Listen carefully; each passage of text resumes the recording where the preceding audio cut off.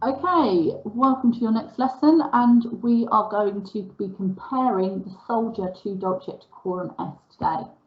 So we're going to start off, as always, with our vocabulary. So let us revise ignorant.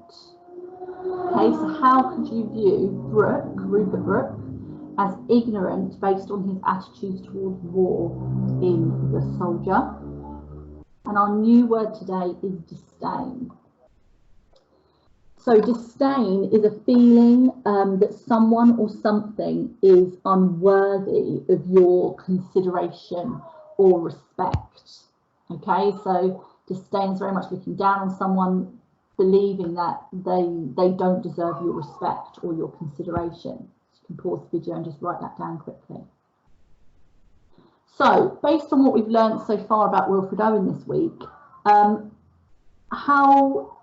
does Owen show his disdain for pro-war poets in Dulce Decorum Est? So think about the ending of the poem. How does he show his disdain for poets like Jessie Pope? And then our final question, based on his attitudes to war in his poem, do you think Brooke would have felt disdain for men who didn't join the army? Explain your answer. So not all men did join up in 1914 at the start of war for a variety of reasons. Do you think, based on his attitude to war in The Soldier, that Rupert Brooke would have felt disdain for men that didn't choose to join up? So you can pause the video and answer those questions quickly. So Brooke is ignorant in The Soldier because he has no idea what fighting in the war for a prolonged period of time and experiencing the true horror of war is really like. Now, his ignorance isn't his fault. He died before he could really experience the battle, but that doesn't mean that his attitude to war isn't ignorant and isn't naive, particularly when compared to Wilfred Owen's. So Owen shows disdain for pro-war poets like Jessie Pope because he says to them, you know, if you knew what I knew, if you experienced what I had experienced in war, you could not possibly be going around and saying to children or families, wives, mothers, the public, that dying for your country is a good thing, that these men are having a good, positive experience. So he does show complete disdain and contempt for this deliberate deception and this lying that these pro-war poets were doing as far as he was concerned. Now, there's no right or wrong answer to this question, but it is likely that Brooke would have felt disdain for men who didn't join the army. If he's saying that, you know, every man should join the army to help defend England because England is like your mother who's birthed you and raised you, then you can imagine that he would feel a lot of disdain for men that didn't choose to fight and would believe that they were cowards and not doing their duty to their country. So today we are going to compare how attitudes to war are presented in Dulce, Decorum Est and The Soldier. So we're going to think about the similarities and differences in their attitudes to war. We're going to think about how the context of the poem links to their attitudes. And we're going to go through how to structure a comparative mini PE comparing the poems. So tomorrow, and you'll have further emails about this tomorrow to guide you through it, but tomorrow in your independent lesson you're going to be asked to compare the two poems, okay? And today we're going to prepare for that by considering the similarities and differences in the poet's attitude to war and how they use language, form and structure to present these attitudes and how the attitudes link to the context. So everything that we're doing today is going to prepare you for that. So what I'm going to switch over to now is a Venn diagram method that we're going to use to compare the two poems. Okay, so what we are going to do first is we are going to draw a Venn diagram. Now, maybe you're very sensible human beings that have compasses and whatnot, but basically, if not, you need to find something circular to draw round.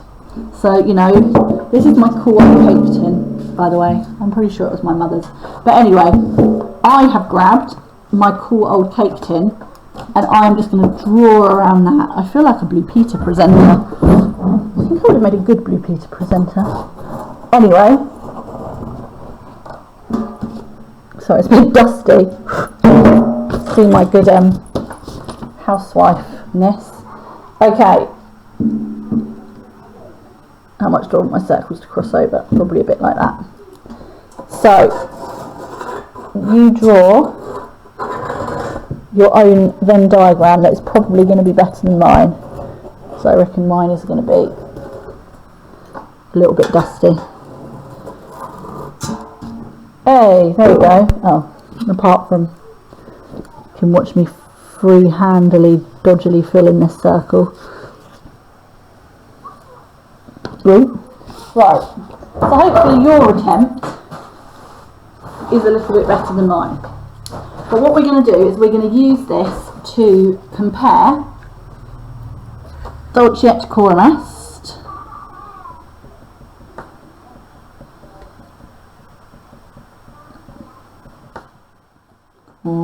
better spell it right,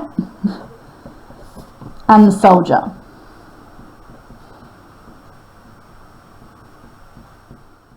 And what we are comparing, attitudes to war.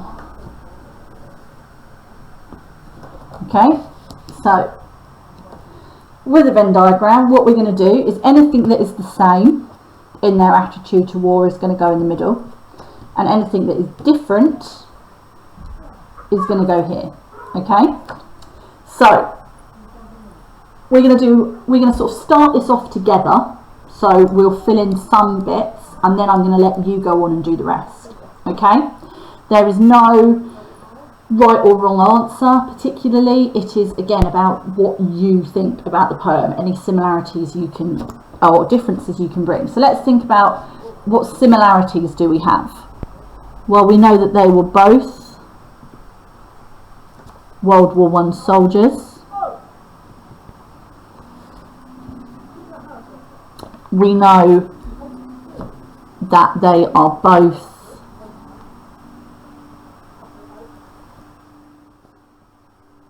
focusing on death. You know, this idea of death is a theme in both, definitely. But let's think about the differences then here. We've got the fact that Rupert Brooke never experienced battle.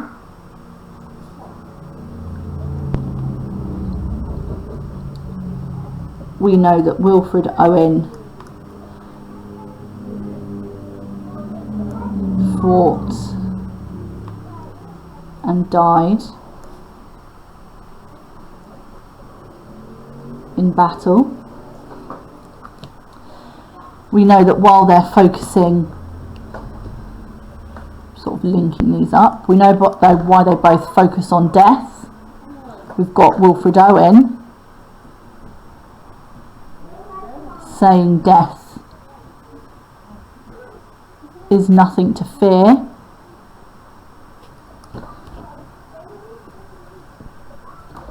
Whereas we have Wilfred Owen saying that, you know, showing us that the soldiers die in agony. So whilst we have some similarities here, we have things that are quite different as well.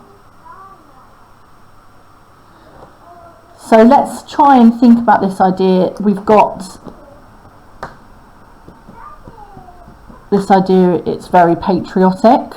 Let's maybe see if we can think of some films.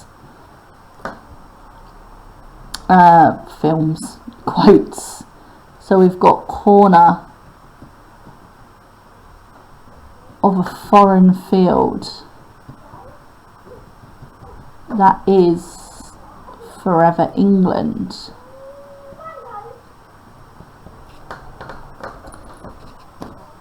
And then we have this very anti-patriotic message.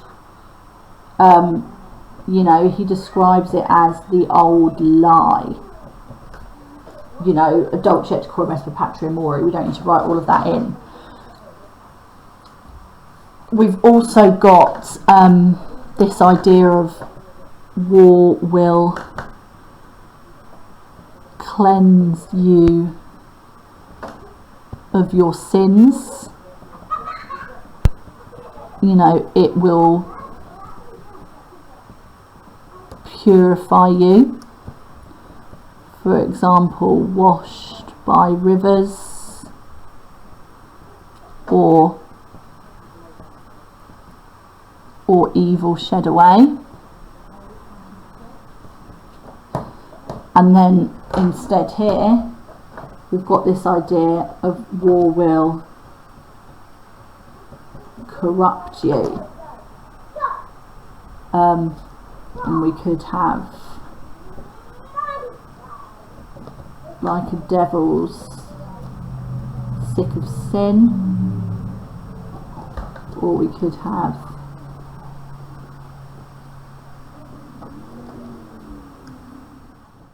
frost corrupted lungs. So what we could also put in here then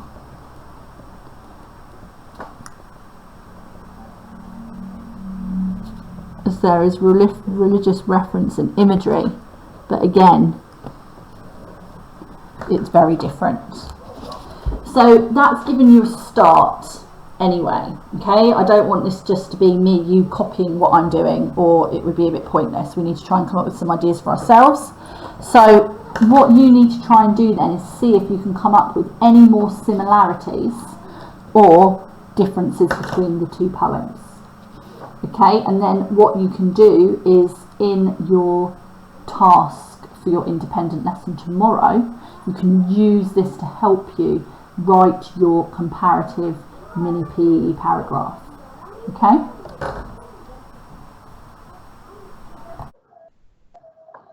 Okay, so we've completed our Venn diagram and you've hopefully added on to what we did, what I modelled for you. The final thing that we're going to do today is I'm going to talk you through how to write a comparative mini PE. And what you can do is you can get this PowerPoint back up tomorrow for your independent task and use this as a model to help you write your own. Okay? So we know that our question is comparing the attitude, you know, compare the attitude to war in Dulce et Decorum Est and the Soldier. Okay, so here is a paragraph doing that. Now in our comparative mini PE, you always start with one poem and then compare it to the other one. So I've started with Dulce et Decorum Est here.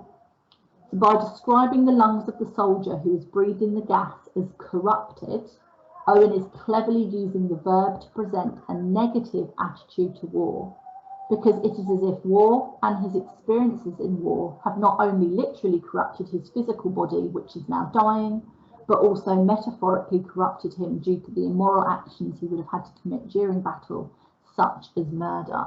So what you can see here is in purple, I've got my one-word quote. I'm only quoting the word that I really want to analyse. Now, if you quote short, ideally one-word quotes, your language analysis is going to be really nice and focused in on that one word. If you write out a big long quote, your analysis is going to be a little bit more muddled rather than really laser sharp focused in on the crucial word that is giving you your impression.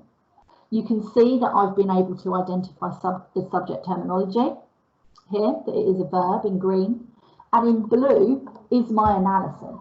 I have analysed how the verb corrupted shows Owen's negative attitude to war.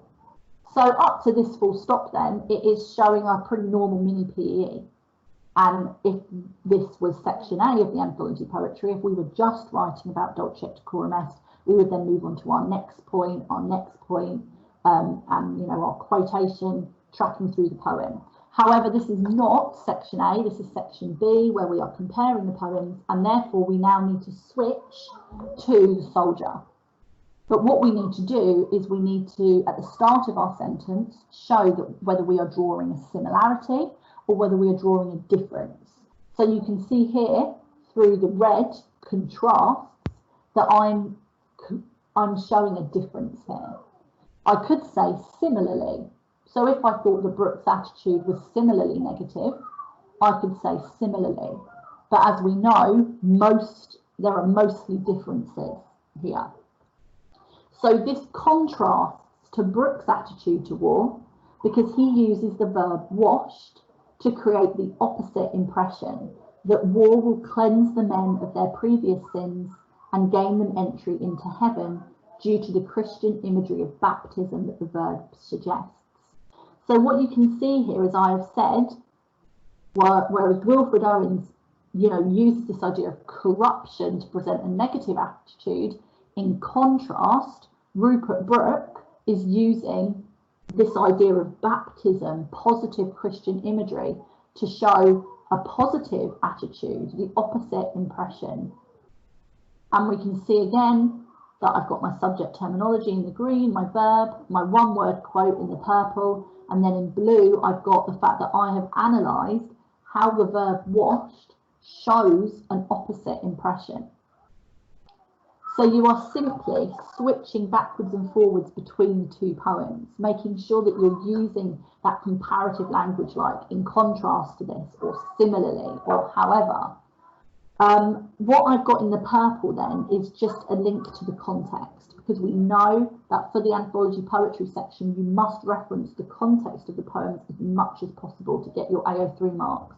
So then I've added in purple. It is important to remember that Brooke did not experience any of the true horror of war due to his death in 1915.